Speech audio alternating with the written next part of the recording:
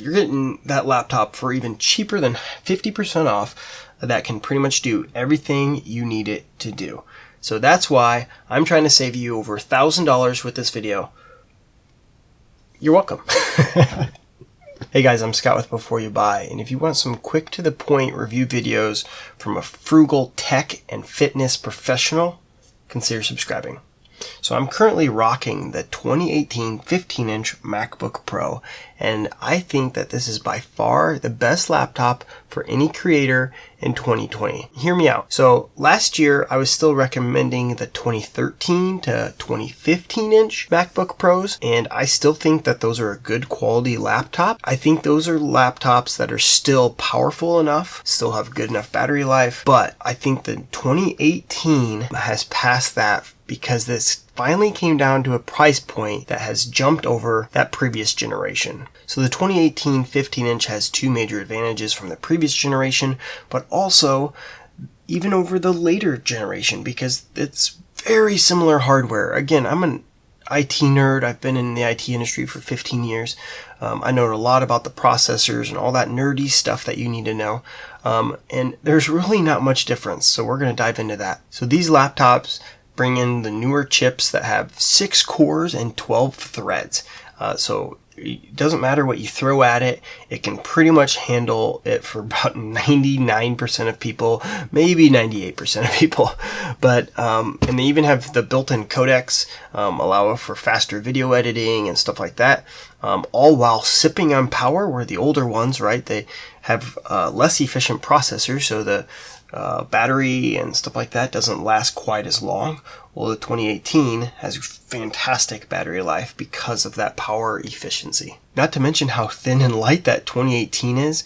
I used to rock a 13-inch 2013 model, and then I jumped up to the 2018 15-inch, and you really don't know much weight difference because of how much thinner and lighter they are now. The 15-inch model is very similar to the old 13-inch model, and in fact it's even thinner. And also that 15-inch also brings in that graphics performance. You also get that faster SSD, much faster SSD by the way, and the 15-inch Retina display. The displays are absolutely beautiful, especially if you ask Apple.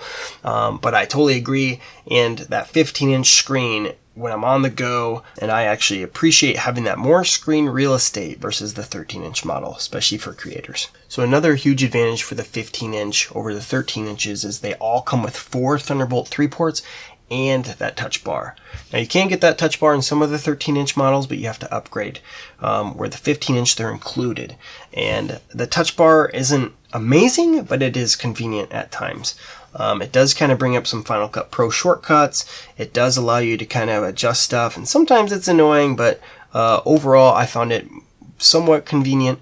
And the 4 Thunderbolt 3 ports I've always appreciated because I've always worried about having too few of ports. 13-inch only have 2 USB-C ports, so if that port starts to wiggle over time or wear out over time, you put pressure on it, you break something off in it, you're done. So again, that's comparing to the previous generation, 2013 to 2015.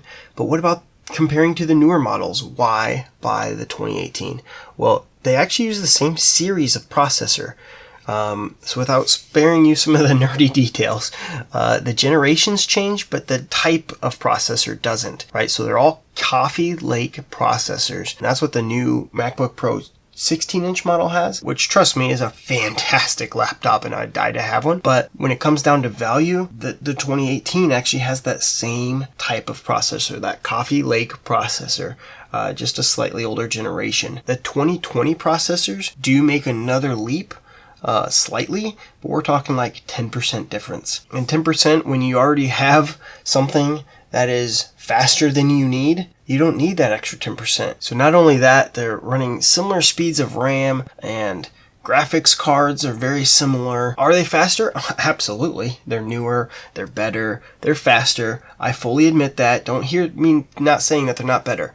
What I'm saying is the performance out of the 2018 is so great, especially for creators today recording in 4K, that it's not worth the value for most people, I don't think, to jump up to those latest versions. I've also made videos on different docking stations and how I currently have my home set up for my MacBook Pro. So if you're interested in that, go ahead and use those links down below. Also, I do not recommend the highest end processor, the i9, on the 2018 model because of thermal throttling. What does that mean? That means your laptop gets too hot. It actually drops the speed of your processor because it's getting too hot. It'd be very similar to your car just slowing down on the highway because your engine can't keep up and it's not cooling, right? So your car just automatically will slow down for you to save the engine. So before I dive into who I think needs those 16-inch models or the faster processors from 2019, consider subscribing and using those links down below. That really helps my YouTube channel out. Gives me a little kickback, and it's currently 3:21 in the morning. And yeah, I got little bags under my eyes. I got my coffee here. This is when I record videos. So if it's helping you, help me out. Buy me a cup of coffee. Thanks. So who actually needs to jump up to that 16-inch model? Well, I feel if you're doing a lot of After Effects, high-end 6K video files, something like that, where you want to edit on the go, then I think those are kind of the two big scenarios I can think of off the top of my head that you might actually see the benefits of the latest model. But I can tell you, if you're recording in 6K, that means you have a very extremely nice camera and you're probably not really worried about which value laptop you can buy. But if you do a lot of After Effects with a lot of layers, and they eat a lot of RAM. So I would either recommend upgrading to the 32 gig version of the 2018 or even upgrading to that 16-inch MacBook Pro. It could actually save you some time if that's your main editing computer. Now, if you're just using Premiere Pro, or I actually personally use Final Cut Pro, I edit in 4K. This video is currently in 1080p, but I do edit in 4K as well. And I've ran multiple monitors. I've ran up to 3 monitors on this laptop. Trust me, it's got plenty of power for almost every creator out there in 2020. So the big question is, how do you buy the 2018 model in 2020?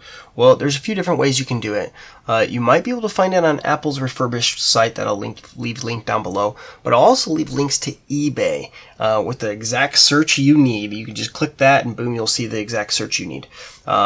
There's a few things you got to watch out for, is just to make sure that you're actually going to be buying the 2018 and not the operating system of 2018. Again, from watching this video, you now know what to look for, right? The 4 Thunderbolt 3 ports, that's exactly what you're going to be needing. You can get these laptops from $1,100 to $1,400 off of eBay. I'm trying to save you over $1,000 with this video.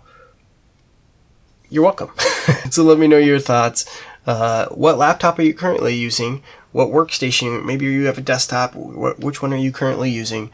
And do you agree with this recommendation? It's okay to disagree. Let me know in the comments down below why. I would love to hear. I love to learn. I'm a tech enthusiast, so let's get into some nerdy details if you want. But please leave a comment down below. I'll answer every single one, and I hope this helped. Till next time, see ya.